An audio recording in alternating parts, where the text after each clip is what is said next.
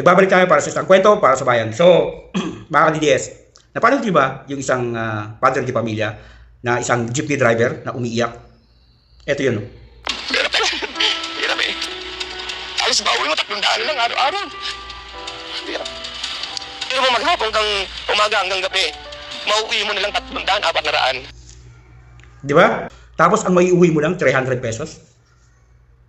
Ramdam mo yung pain ni kuya. Isipin mo yun, meron kang anak na nag-aaral, ang mauwi mo sa pamilya mo, 300 pesos. Kulang pa yun sa buong isang araw na pagkain nyo pa lang. Yung binigay na ayuda ng gobyerno, at 2.49 billion lang ang binigay. 2.49 billion. Di ba? Na tigpa 5,000 each sa mga driver. Wala pang isang linggo yun kung tutusin. Ipang full tank mo pa lang yun. Ubos na agad yun eh. Pagka full tank mo, bibiyahe ka, tapos pag uwi mo, 300 lang yung, di ba? Mauuwi mo. Araw-araw. Dahil ang presyo ng langis ngayon, o yung diesel, at yung gasolina. Now, kung driver ka at may 2 o 3 kang anak, paano ba mangyayari sa inyo? Kaya ramdam ko yung, yung sama ng loob ni kuya sa gobyerno. Isipin mo, naglabas ka ng 21 billion tapos ang binigay mong ayuda at 2.49 billion lang para sa mga super. Tapos yung 18.65 gusto mong ilipat sa DPWH. Di ba? Hindi serbisyo yung ginagawa nyo. Hindi paglilingkod yung ginagawa nyo. Panggagago sa taong bayan. Bakit kailangan mo ilipat? Dapat inodo mo sa transport sector. Kasi mas kailangan nila ngayon, kagaya ito ni Kuya. 300 lang yung mauuwi niya sa buong hapon, sa buong maghapon niyang pamamasada. So ano mangyayari sa pamilya niya?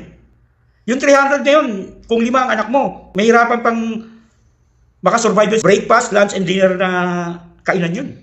Hindi pa kakasya yun. Kung tutusin.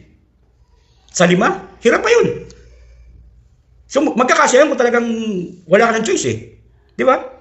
Pero yung ginagawa ng gobyerno, imbis na tulungan yung sektor ng transportasyon. Di ba?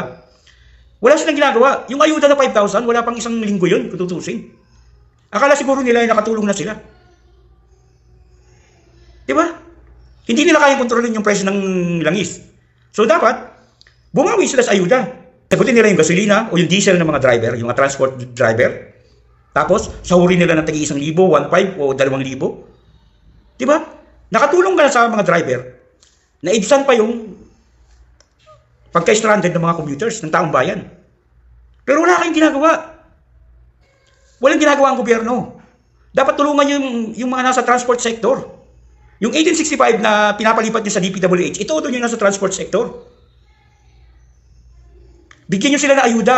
I-subsidy nyo yung gasolina nila. Nakatulong pa kayo sa kanila. Naibsan pa yung pagka-stranded ng mga commuters. Pero wala kayong ginagawa.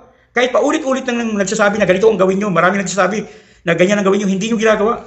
Dahil akala nyo, yung 5,000 na binigay sa inyo ay utang na loob na ng mga driver yon sa inyo. Na kung tutusin, wala pang 1 linggo yun. Ito yung pinakapalpak na gobyerno sa lahat. Ang gobyerno ni Pinoy, naging palpak lang ng panahon ng Yolanda. Pero ito grabe, as in grabe. At ito rin yung gobyerno na napakaraming kasong kinakaharap sa Supreme Court. Alam niyo kung bakit?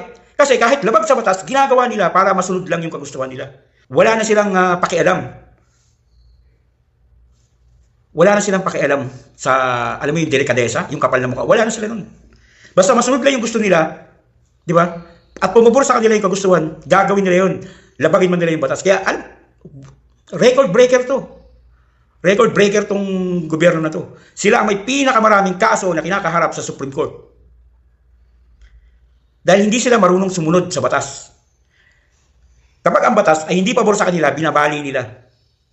Masunod lang yung gusto nila. Ganyan ang nangyayari ngayon. Tapos pag ang yung taong bayan na nangailangan, lalong-lalo na ngayon sa crisis na kinakaharap natin, hindi man lang matulungan ng maayos sa mga transport sector. Hindi ko sinasabi na yung 5,000 binigay nyo ay hindi nakatulong. Nakatulong kahit paano. Pero ano magagawa ng 5,000 nyo kung ang presyo ng langis o diesel, yung 5,000 na yun, baka 2 araw lang ng full tank yun, ubos na yun.